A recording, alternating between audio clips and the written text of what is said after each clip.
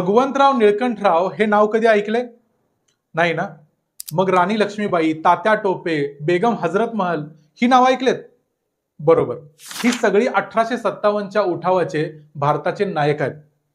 मग भगवंतराव निळकंठराव देखील या महाराष्ट्राच्या मातीतल्या 1857च्या उठावाचे नायक आहेत. नाशिक मधल्या पेठ संस्थानातल्या माळेगाव, हर्सूल, कोहोर अशा गावांमधल्या कोकणा आणि भिल्ल जमातीच्या लोकांना बरोबर घेऊन भगवंतराव निळकंठराव या पेठच्या राजानं ब्रिटिशांच्या जंगल आणि जमिनीच्या कायद्यांच्या विरोधात बंड पुकारलं. त्याने 1857च्या उठावात भाग घेतला. पेठ मधला ब्रिटिशांचा खजिना लुटला, त्यांच्या चौक्या देखील जाळल्या. ब्रिटिश अधिकारी ग्लासपोल याच्या नेतृत्वाखाली आलेल्या तुकडीनं या सगळ्या बंडखोरांची धरपकड केली आणि पेठचा राजा असणाऱ्या भगवंतराव निळकंठरावांना ब्रिटिशांनी आजच्या पेठ मधल्या भिडकर कॉलेज जवळ असणाऱ्या रानदेवी मंदिराच्या समोरच्या झाडावर फासावर चढवले.